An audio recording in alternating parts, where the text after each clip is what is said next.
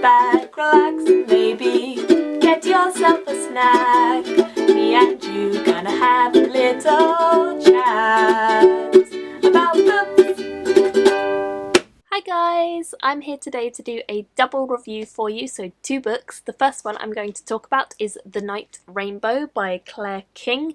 This was the December Book Buddy Box pick, which is a subscription service that happens every month or two, and it's from Eleanor on Eleanor Reads Books channel. I'll put a link to her channel and her Etsy page. Basically, you buy a book, you don't know what it is, you just buy the subscription and you get sent a book, and inside the book she has absolutely annotated it to pieces. She has added in post-it notes. Don't worry, she's not drawn in the book. She's added post-it notes in with all of her thoughts, and she's added in lots of different things as well as the post-it notes. So stuff like if there's a recipe mentioned, then she might add in the recipe. If there's a place in the book, she might kind of do a bit of research and include a map. Or if there's a word that is kind of a foreign language or something she didn't know the definition of, she might look it up.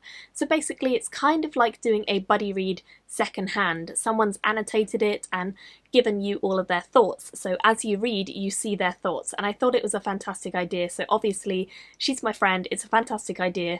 I'm always going to support that. And I do keep buying them and I would recommend them. So this is a contemporary book, which is not something I read a huge amount of. I must be honest. I'm not a big lover of contemporary because I tend to find I'm quite picky with it, and that way I don't always enjoy contemporary books because I find I can see the ending quite a lot. That definitely happened in this book for me. I felt like I guessed the plot twist quite early on. However, I would say that this is quite a nice, cute book. It's actually narrated from a child's point of view, which is quite an interesting thing. It's quite naive, it's quite fun. The child that is narrating this is very imaginative and has a real big imagination and has a real big sense of fun.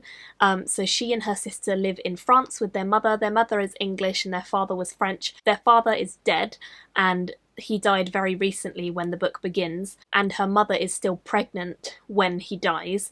So they know that they are going to have a little baby brother or sister. They're quite young, the 2 girls, and they go out in the fields every day and basically play out there all day because their mother isn't around to look after them. She's heavily pregnant, as I say, but she's also quite grumpy and depressed and upset because she has lost one baby before in a miscarriage, and then she lost her husband because he died, and now she's on her own, struggling to keep kind of control of the house, control of her daughters, and also control of herself. She doesn't really know how to emotionally cope in a country that is not her own and where she feels isolated, and she's basically just going into kind of depression and all of these horrible things. So the daughters don't really realise this, they're a bit too young, but they know something's going on.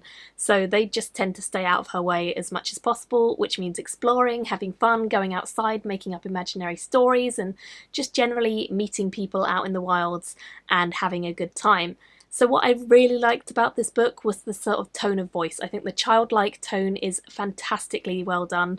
It was super fun, super beautiful. There were moments where I just really enjoyed the writing, and there were moments where I thought it was really sad for these 2 little girls to be running around on their own whilst their mother is just on her own as well, and it was sad. It was definitely sad, and I think it was definitely a poignant look at what grief can do to a person and how everyone has their own way of dealing with things.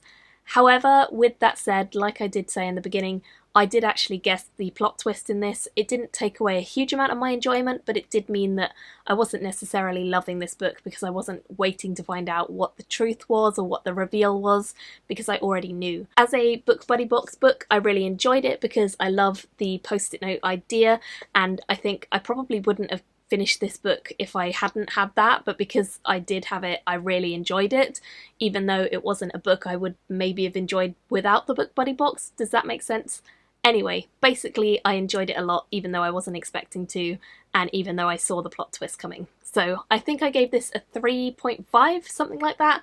I definitely would recommend it if you like contemporary, or if you are interested in books told from childlike perspectives, because I think it's definitely got a really lovely tone of voice. The next one is a new release. It just came out and it's called The One Memory of Flora Banks, and this is by Emily Barr.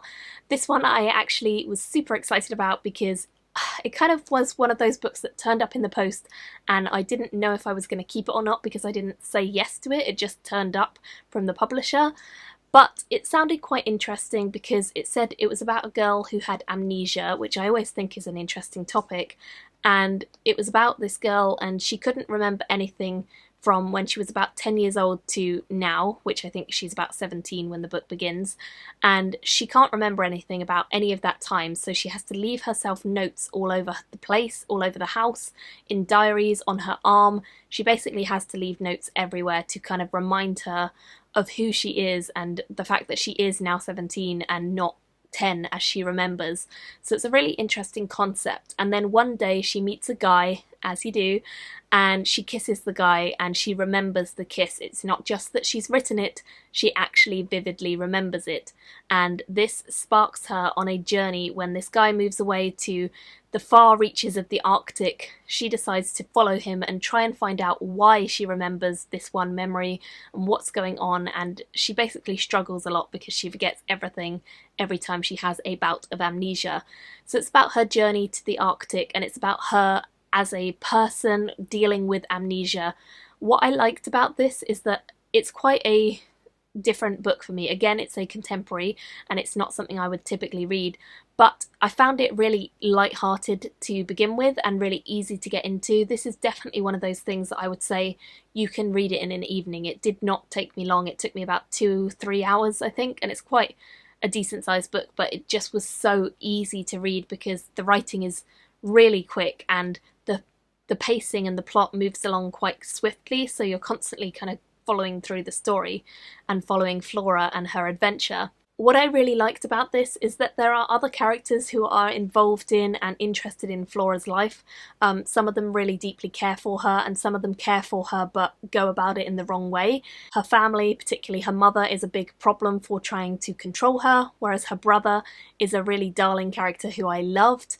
And as the story goes on, you get to see input from her best friend, her mother, her father, and her brother.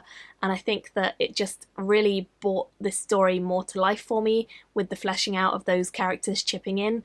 And I think that the brother in particular, his storyline and the things that he said to support her and to back her up and to help her to remember herself were so great. And I felt like he was a great character for Emily Barr to write about, because he just was kind of like this really strong presence in her life who helped to ground her and helped to make her into the person that she always wanted to be, but she couldn't really get there when she didn't remember anything about herself. So I really loved him and his influence on her, and I thought that that was a great aspect of the book. Overall, again, one I really enjoyed. Definitely thought that this one was superb at some moments and slightly predictable at others. I don't love sort of love stories, but I think this is more about a self-discovery story than it is a love story, and I really enjoyed that it focused more on that than just finding this guy and falling in love. It was a lot more about finding this guy to find out why she had these memories, and although she thinks she's in love with him, she's kind of not in love with him. It's a lot more about her and her adventure and why she decided that this was something she needed to do, and I really enjoyed it. So I gave this one 4 stars, I believe, and I would definitely recommend it. I also went to an event which was held at the Ice Bar in London, and this was hosted by Penguin, who publish Flora Banks, and it was fantastic. I got to go with a friend of mine, and I met a couple of other friends there, and we had a really good night. It was really great fun, so yeah, definitely enjoyed that. And The Night Rainbow. So do let me know down below which one sounds more interesting to you and whether you'll be picking either of them up. Thank you all so much for watching, and I'll see you in my next video very soon. Bye! Thank you for watching my video today. Go pick up a book, then come back and chat with me again.